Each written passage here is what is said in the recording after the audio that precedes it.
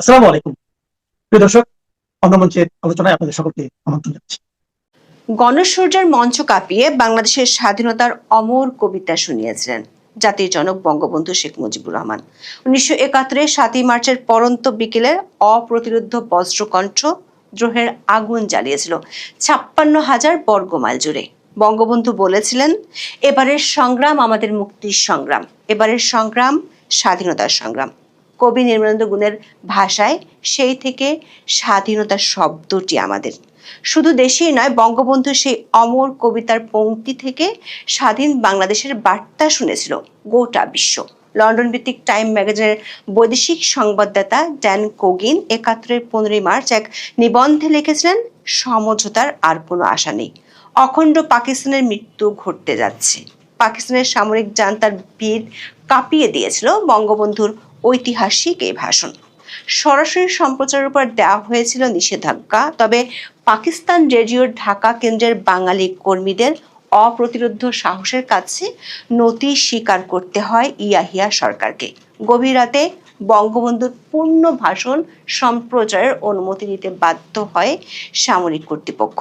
এরপর মুক্তিযুদ্ধের পুরোটা সময় পূর্ব পাকিস্তানে নিষিদ্ধ ছিল এই ভাষণ, তবে 9 মাসের পুরোটা সময় তা বেজেছে মুক্তিকামী বাঙালির হৃদয়ে। এত বছর পর বাংলাদেশের ভিত্তি সে জায়গাটি আবার অলিখিত রাষ্ট্রীয় কর্তৃত্বের বলে নিষিদ্ধ। ডক্টর ইউনূসের 1.5 বছরের মবের আমল শেষেও মুক্তি পায়নি বঙ্গবন্ধুর দরাজ কণ্ঠ, বরং স্বাধীনতার স্থপতির ভাষণ বাজানোকে চিহ্নিত করা হচ্ছে সন্ত্রাস হিসেবে, ঠিক যেমনটি ঘটেছিল মুক্তিযুদ্ধের 9 মাসে। 1.5 বছরের ধারাবাহিকতা মেনে নতুন সরকারের সময়ও ধুলায় মিশিয়ে দেয়া 32 নম্বর ঘিরে রেখেছে রক্তচক্ষু পুলিশ। অন্যদিকে 7ই মার্চের ভাষণ বাজানোর কারণে আটক হয়েছেন ঢাকা বিশ্ববিদ্যালয়ের শিক্ষার্থী, আর 32 নম্বর মুখে 4 জনকে গ্রেপ্তারের পর মামলা হয়েছে সন্ত্রাস বিরোধী আইনে। প্রশ্ন হলো, মুক্তিযুদ্ধের বাংলাদেশে মুক্তিযুদ্ধের চেতনা ধারণের কথা বলা বিএনপি সরকারের সময়ও কেন এমন দৃশ্য? মুক্তিযুদ্ধের মহানায়ককে নিষিদ্ধ রাখায় ইউনূসীয় আর পাকিস্তানি ফর্মুলাতেই কেন হাঁটতে চায় বিএনপি? 7ই মার্চের ভাষণ বাজানো অথবা বঙ্গবন্ধুকে শ্রদ্ধা জানানো সন্ত্রাসী কার্যক্রম হলে এই দিনটির গভীর তাৎপর্য তুলে ধরে সংবাদ মাধ্যমে প্রকাশিত রিপোর্ট অভিমত কি সরকারের চোখে সন্ত্রাস? সোশ্যাল মিডিয়া জুড়ে বঙ্গবন্ধুকে স্মরণ করাও কি দেশবিরোধী কর্মকাণ্ড? যদি তাই হয়, তাহলে খোদ মুক্তিযুদ্ধই কি রাষ্ট্রের চোখে এখন অপরাধ হিসেবে বিবেচিত? বিস্তারিত জানতে চলুন যাওয়া যাক বিশ্লেষণে।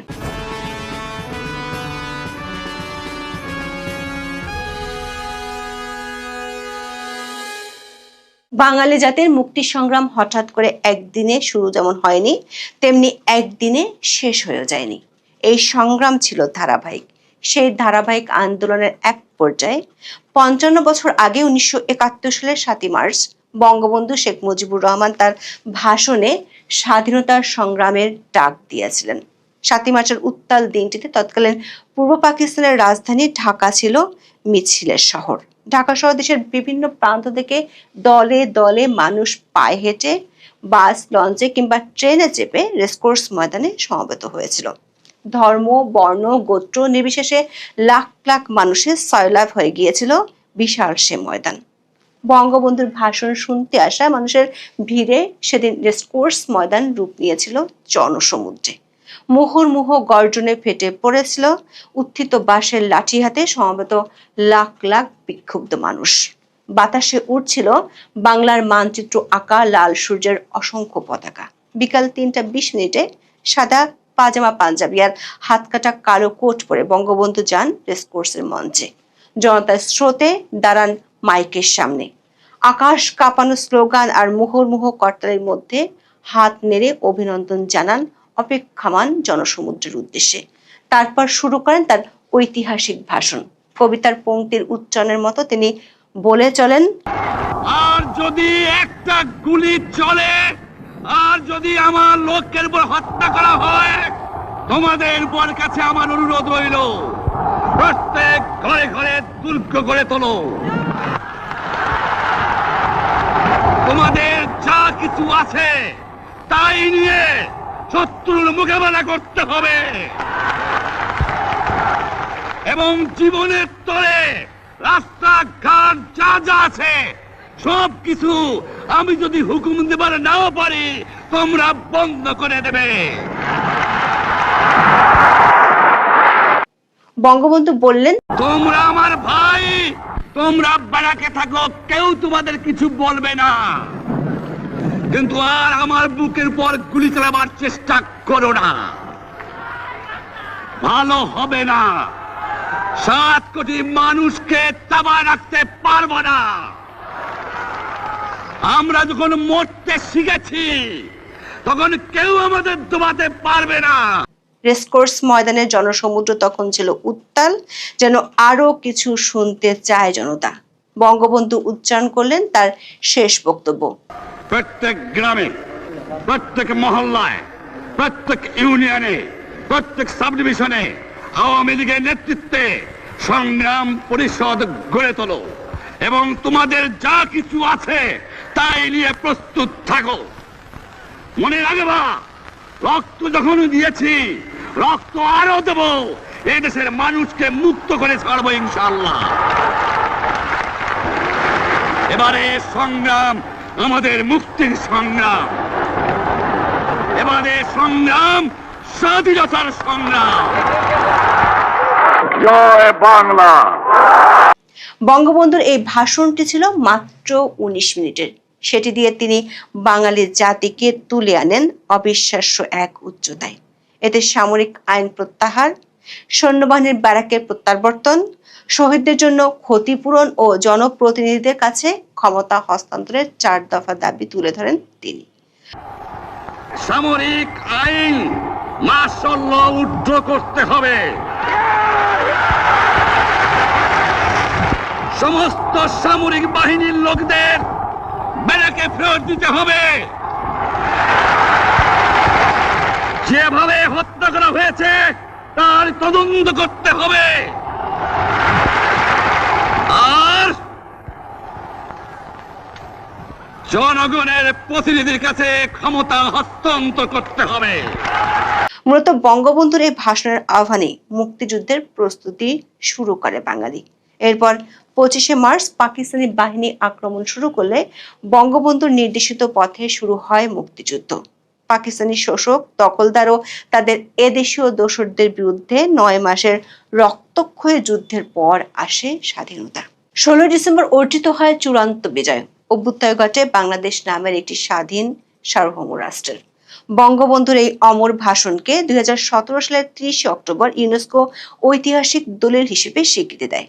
বড় বিষয় হলো যুদ্ধ ও সামাজিক বিপর্যয় এবং সংরক্ষণের অভাবে বিশ্বজুড়ে ঝুঁকিতে থাকা নথিগুলোকে 20 বছর ধরে বিশ্ব প্রামাণ্য ঐতিহ্য হিসেবে স্বীকৃতি দিয়েছে ইউনেস্কো। এসব স্বীকৃতির মধ্যে ইউনেস্কো প্রথম কোনো ভাষণকে স্বীকৃতি দেয় যা ছিল অলিখিত। ইন্টারন্যাশনাল অ্যাডভাইজারি কমিটি ইউনেস্কোর মেমোরি অব দ্য ওয়ার্ল্ড বা AMOW কর্মসূচির অধীনে আন্তর্জাতিক তালিকায় মোট 78টি দলিলকে মনোনয়ন দেয়। এ তালিকায় 48 নম্বরে বঙ্গবন্ধুর 7ই মার্চের ভাষণটিকে স্থান দেওয়া হয়। বিশ্ব ঐতিহ্য ও গুরুত্বপূর্ণ ঘটনার আন্তর্জাতিক তালিকায় মূলত মেমোরি অব দ্য ওয়ার্ল্ড এর মাধ্যমে বিশ্বের বিভিন্ন অংশের ঘটনার সংরক্ষণ ও সবার কাছে পৌঁছানোর চেষ্টা করছে ইউনেস্কো। এই তালিকায় ঠাঁই পেতে হলে পর্যাপ্ত গ্রহণযোগ্যতা ও ঐতিহাসিক প্রভাব থাকতে হয়। দর্শক, বঙ্গবন্ধুর এই ভাষণটি পাকিস্তানি শাসকদের পিণ্ডি চটকে দিয়েছিল, তাদের ভিত কাঁপিয়ে দিয়েছিল। স্বাধীনতার পরও একইভাবে পাকিস্তানি দোসরদের মনোবেদনা আর যন্ত্রণার কারণ এখনো সেই ভাষণ। রেসকোর্স ময়দান থেকে বঙ্গবন্ধুর ভাষণ সরাসরি প্রচারের সব আয়োজন ছিল ঢাকা বেতার কর্তৃপক্ষের। প্রচার শুরু হয়েছিল, কিন্তু সামরিক কর্তৃপক্ষ প্রচার বন্ধ করে দিলে বেতারের সব বাঙালি কর্মচারী বেতার ভবন ছেড়ে বেরিয়ে আসেন। বন্ধ হয়ে যায় সব ধরনের সম্প্রচার কার্যক্রম। ঢাকার বাইরেও ছড়িয়ে পড়ে নানা গুজব। গভীর রাতে অবশ্য সামরিক কর্তৃপক্ষ বঙ্গবন্ধুর পূর্ণ ভাষণ সম্প্রচারের অনুমতি দিতে বাধ্য হয়। ওই ভাষণের পর গোটা বাংলাদেশে পাকিস্তানিদের পরিবর্তে বাঙালিদের নিয়ন্ত্রণ প্রতিষ্ঠিত হয়। অনেকে বিভিন্ন জায়গায় পূর্ব পাকিস্তানের শব্দ মুছে বাংলাদেশ লিখে দেন, যে ভাষণের মধ্য দিয়ে বাঙালির মুক্তির সংগ্রামের ভিত রচিত হয়েছিল। বাংলাদেশের জন্মের পর পাকিস্তানের দোসররা সেই ভাষণের বিরুদ্ধে সোচ্চার থেকেছে বরাবরই, কারণ তারা জানে 1971 সালের 7ই মার্চকে বাদ দিয়ে বাঙালি ইতিহাস লেখা সম্ভব নয়। বাংলাদেশের সামরিক শাসনামলে বঙ্গবন্ধুর 7ই মার্চের ভাষণ প্রচার ছিল নিষিদ্ধ। বিগত আওয়ামী লীগ সরকারের বিরুদ্ধে অভিযোগ ছিল তারা 7ই মার্চের ভাষণকে এত বেশি প্রচার করতেন যেটি মানুষের মধ্যে বিরক্তির উদ্রেক করত। অথচ 2024 সালের বৈষম্য বিরোধী আন্দোলনের নেতারা স্লোগান দিত, বঙ্গবন্ধুর বাংলায় বৈষম্যের ঠাঁই নেই। এই বৈষম্য বিরোধীদের কাছে পরে মুজিববাদ হয়ে যায় মুর্দাবাদ।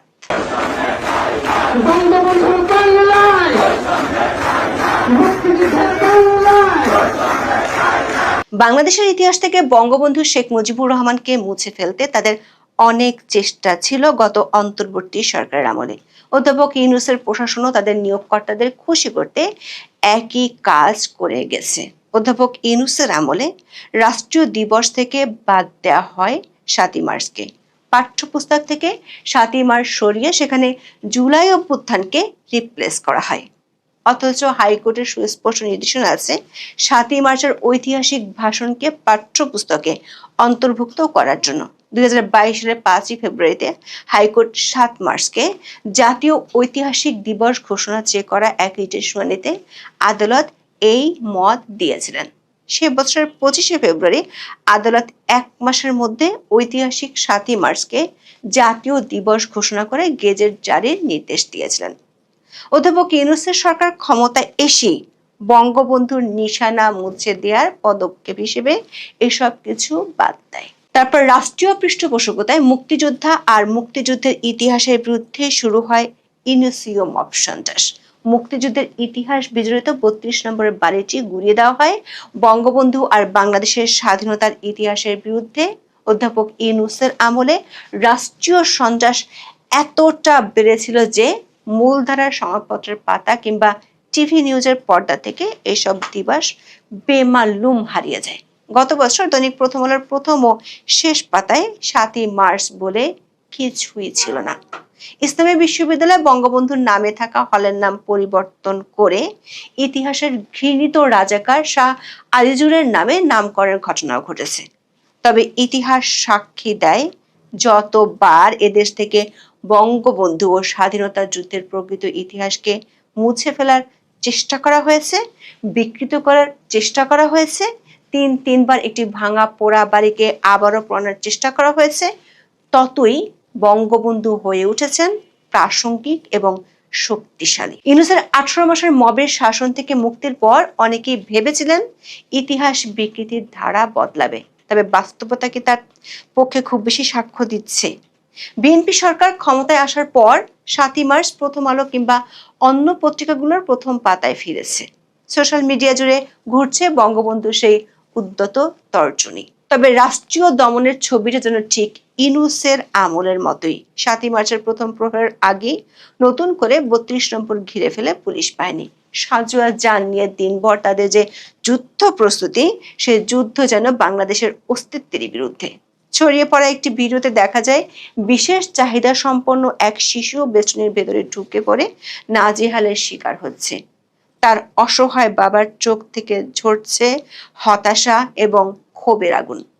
ইউনূসের শাসনামলের 1.5 বছরের 32 নম্বর ঘিরে এভাবে মানুষকে নাজেহাল করার অসংখ্য ঘটনা ঘটেছে।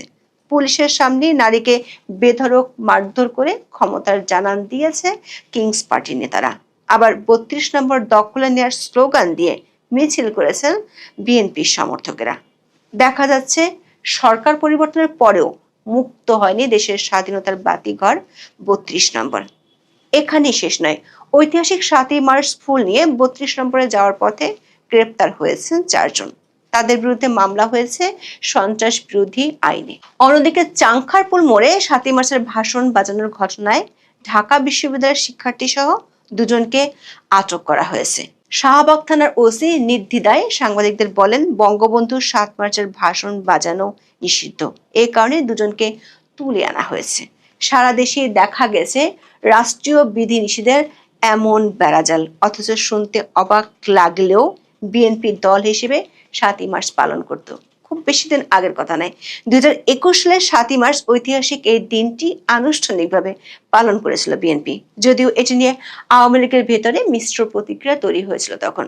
মূলত বাংলাদেশের স্বাধীনতার সুবর্ণ জয়ন্তী পালনের অংশ হিসেবে প্রথমবারের মতো ঐতিহাসিক 7ই মার্চ পালন করে বিএনপি। স্বাধীনতার 50 বছর পূর্তি উপলক্ষে মার্চ মাস জুড়ে যে 19 দিনের কর্মসূচি ঘোষণা করে বিএনপি, তার মধ্যে 7ই মার্চকেও রাখা হয়। এদিন বিকালে জাতীয় প্রেস ক্লাবে এক আলোচনা সভার আয়োজন করেছিল বিএনপি। দর্শক, সেই অনুষ্ঠানে বিএনপি নেতারা কি বলেছিলেন? বিবিসি বাংলার খবর থেকে জানা যায়, ওই অনুষ্ঠানে বিএনপি নেতারা বলেছিলেন 1971 সালের 7ই মার্চের ভাষণ ঐতিহাসিক এবং জনগণকে উদ্দীপ্ত করেছিল। সেই সময় অবিসংবাদিত নেতা জনাব মরহুম শেখ মুজিবুর রহমানের ভাষণে মানুষকে ঐক্যবদ্ধ হওয়ার নির্দেশনা ছিল, আমরা তা অস্বীকার করি না। 2023 সালেও 7ই মার্চ উপলক্ষে বিএনপির কর্মসূচি ছিল। এদিন রাজধানীর নয়াপল্টনে দলের কেন্দ্রীয় কার্যালয়ে দোয়া মাহফিলের আয়োজন করা হয়। কিন্তু 2024 সালের 5ই আগস্টের পালা বদলের পর থেকে বিএনপির কাছে 7ই মার্চ আর পালনযোগ্য কিছু নয়, বরং বিএনপির নতুন সরকারের আমলে যখন স্বাধীনতা বিরোধীরা বঙ্গবন্ধু আর মুক্তিযুদ্ধের ইতিহাসকে অপমান করে যাচ্ছে, তখন বিএনপি সরকারের মুখে কুলুপ। 2024 সালের 5ই আগস্ট আগে 7ই মার্চের দিনটি ঘিরে থাকতো জমজমাট আয়োজন, সভা, সেমিনার, স্মৃতিচারণের নীরব প্রতিযোগিতা। বঙ্গবন্ধুকে নিয়ে প্রকাশিত বইয়ের পসরা সাজিয়ে বসতেন বুদ্ধিজীবী কিংবা লেখকেরা। তবে মোহাম্মদ ইউনূসের অন্তর্বর্তী সরকারের 1.5 বছরে মুক্তিযুদ্ধ ও বঙ্গবন্ধুকে কার্যত ছুঁড়ে ফেলে দেওয়া হয়েছিল বাংলাদেশের ইতিহাস থেকে। কিন্তু পরিবর্তনের অঙ্গীকার দিয়ে ত্রয়োদশ নির্বাচনের পর বিএনপির নেতৃত্বাধীন জোট ক্ষমতায় এলেও ইউনূসের বিছিয়ে যাওয়া নীতিতে হাত দেননি প্রধানমন্ত্রী তারেক রহমান।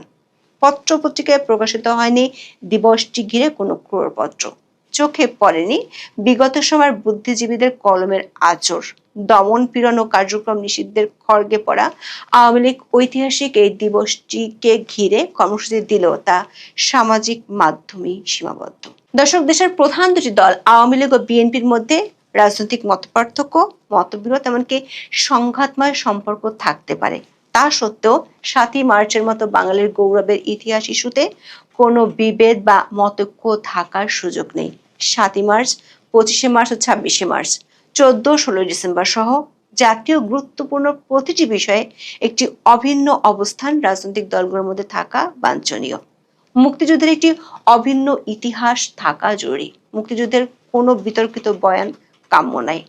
এই বোঝাপড়ার ঘাটতি থাকলে এগোবে না দেশ।